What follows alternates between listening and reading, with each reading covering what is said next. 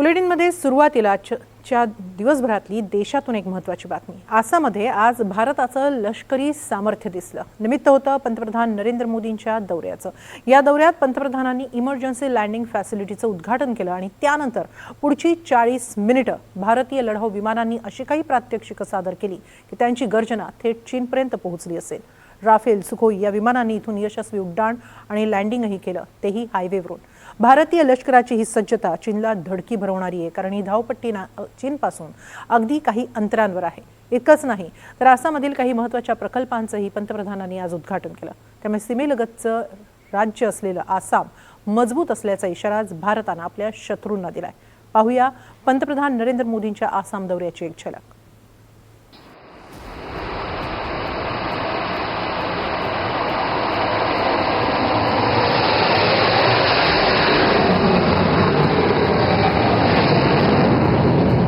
Rafale Sukhoi 30 MKI ची धडकी भरवणारी उड्डाणं।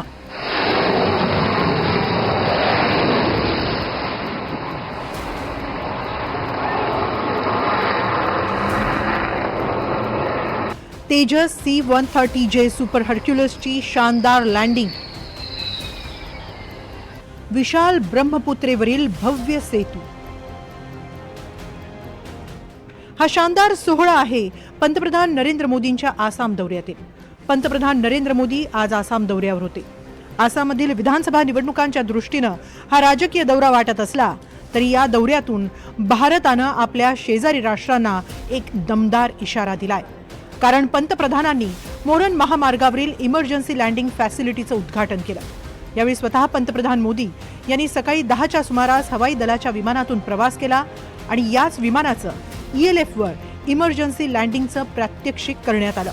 मात्र हे केवळ एका साधारण धावपट्टीचं उद्घाटन नव्हतं, तर भारताच्या हवाई सामर्थ्याची, लष्करी तयारीची आणि पूर्व राज्यांच्या सुरक्षेमध्ये भारत किती सक्षम आहे याचंच प्रदर्शन याद्वारे घडलं। आसामच्या दिब्रुगढमध्ये राष्ट्रीय महामार्गावरच ही अत्याधुनिक हायवे धावपट्टी बनवण्यात आली आहे। देर पहले जब मैं वायुसेना के विमान से मोरान के हाईवे पर उतरा, रनवे पर नहीं, हाईवे पर विमान से उतरा, तो एक नया इतिहास बन गया।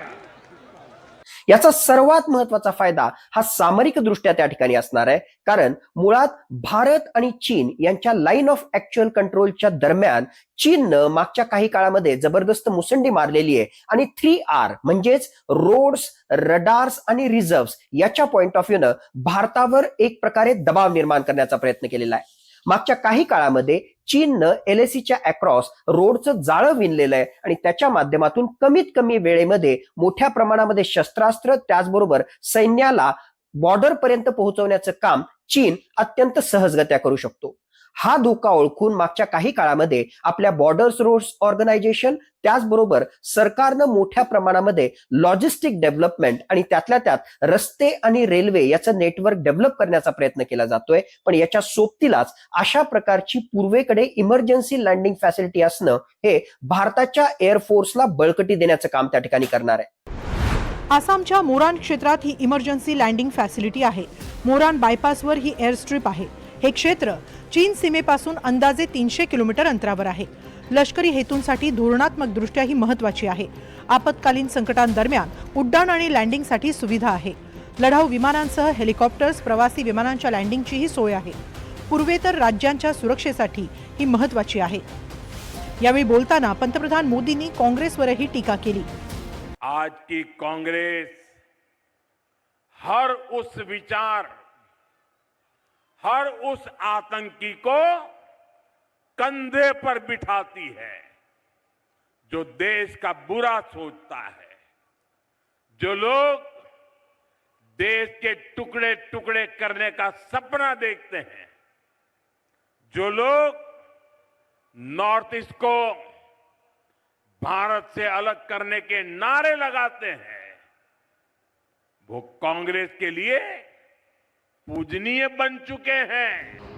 दरम्यान उद्घाटनानंतर काही वेळेतच भारतीय वायुदलानं इथं जबरदस्त हायवे हवाई एअर शो सादर केला।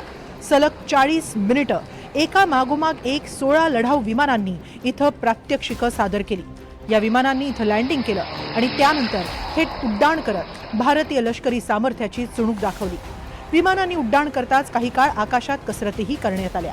हा अद्भुत नजारा पाहण्यासाठी सामान्य नागरिकही उपस्थित होते. तत्पूर्वी पंतप्रधानांनी सर्व विमानांची सविस्तर माहिती भारतीय हवाई दलाच्या अधिकाऱ्यांकडून घेतली. तर आजच्या दौऱ्यातून पंतप्रधान नरेंद्र मोदी यांनी आसाममधील अनेक प्रकल्पांचंही उद्घाटन केलं. त्यापैकी आणखी एक महत्त्वाचा प्रकल्प म्हणजे ब्रह्मपुत्रा नदीवरील कुमार भास्कर वर्मा सेतू. हा सेतू गुवाहाटी आणि उत्तर गुवाहाटीला जोडणारा आहे. 3,300 कोटींचा खर्च करून हा पूल उभारण्यात आलाय. या भव्य पुलामुळे परिसरातील वाहतूक कोंडीसह प्रवासाचा वेळही वाचणार आहे. हा पूल 1.24 किलोमीटर लांबीचा असून हा एक्स्ट्रा डोज्ड ब्रिज 8.4 किलोमीटर लांबीच्या कनेक्टिव्हिटी कॉरिडॉरचा एक महत्त्वाचा भाग आहे. आर्थिक विकास आणि सामाजिक संपर्काचा हा पूल एक नवं प्रतीक मानला जातोय. या पुलाचं नाव कुमार भास्कर वर्मा या शक्तिशाली राजाच्या नावावरून ठेवण्यात आलंय. कुमार भास्कर वर्मा हे आसामचे 7व्या शतकातील प्रभावशाली राजे होते. त्यांचा कार्यकाळ आसामचा सुवर्ण युग म्हणून गणला जातो. आसामचं राजकीय आर्थिक महत्त्व वाढवण्यात त्यांचा महत्त्वाचा वाटा होता. चिनी प्रवासी व्हेन्सांगच्या प्रवास वर्णनात आसाम आणि कुमार भास्कर वर्मांचा उल्लेख आढळतो. कुमार भास्कर वर्मा यांना विद्वान, दूरदर्शी आणि लोकप्रिय शासक म्हटलं गेलंय. कुमार भास्कर वर्मा हे सम्राट हर्षवर्धनचे समकालीन होते. दोन्ही राजांमध्ये मजबूत राजनैतिक आणि लष्करी संबंध होते. त्यांच्या काळात कामरूपचा म्हणजेच आसामचा विस्तार सिलहट आणि त्रिपुरापर्यंत झाला होता. त्यावेळी आसाम व्यापार, शिक्षण, कला आणि उद्योगाचं मुख्य केंद्र मानलं जात होतं. दरम्यान अशा अजय राजाच्या नावानं हा पूल उभारण्यात आलाय. आजवर गुवाहाटी ते उत्तर गुवाहाटी हा प्रवास 45 मिनिटं ते तासाभराचा होता. आता मात्र केवळ 7 ते 10 मिनिटांत दोन्ही शहरांमधील प्रवास पूर्ण होणार आहे. त्यामुळे हजारो नागरिक, व्यापारी, नोकरदारांना याचा लाभ होणार आहे. याशिवाय शहरातील वाहतूक कोंडीवरही यामुळे तोडगा निघालाय.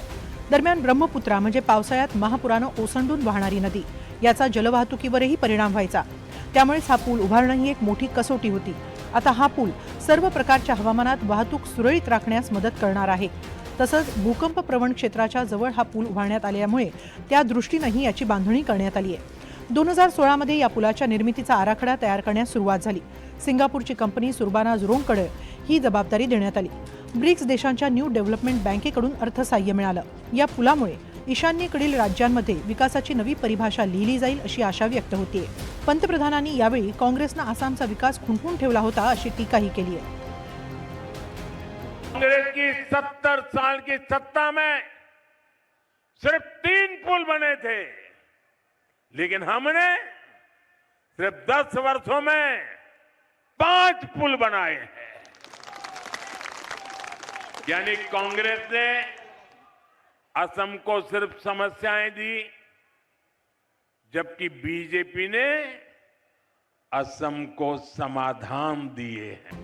तर आसामच्या नागरिकांनी पंतप्रधानांच्या या दौऱ्याबद्दल विशेष आनंद व्यक्त केला. हम लोग को बहुत अच्छा लगा है. हम लोग को नजदीक में ये हुआ है. हम लोग बहुत खुश नसीबवान है. हम लोग को आप मिलेंगे, बहुत बार मिल चुके हैं और अब हम लोग को पूरा नजदीक से मिलेंगे. हम लोग बहुत ये है और बीजेपी सरकार का जिंदाबाद. हाँ, हम लोग बहुत ये है. हम लोग इस जनरेशन में आके उन लोग को मिला है जो हमको मतलब इतना पहले तो इतना पीएम हम लोग को असम में नहीं आता थे, लेकिन ऐसा हो गया वो ये अपना घर जैसा हो गया. आप लोग मतलब असम का जो डेवलपमेंट है और एयरपोर्ट जो असम, वो मोदी जी का जो सपना था वो कामयाब हो रहा है. आप लोग खुद देख रहे हैं आज जो हम लोग का नॉर्थ गुवाहाटी का जो फ्लाईओवर है, Guwahati north Guwahati connecting flyover, वो भी ओपनिंग होगा. वो ओपनिंग होने के बाद नॉर्थ गुवाहाटी वासी जो है, गुवाहाटी से आने के लिए सिर्फ 2 मिनट का रास्ता, सिर्फ 20 क्रॉस करेगा, वो लोग नॉर्थ गुवाहाटी पहुंच जाएगा. आसाममध्ये यावर्षी विधानसभा निवडणुका होत आहेत. त्या पार्श्वभूमीवर पंतप्रधानांचा हा दौरा आणि त्यांनी केलेल्या विविध उद्घाटनांकडे पाहिलं जात असलं तरी आजच्या दौऱ्यातील मोरान हायवेवरील ELFनं मात्र साऱ्या जगाचंच लक्ष वेधून घेतलंय. विशेषतः चीनसाठी भारतानं एक मजबूत संदेश पाठवलाय.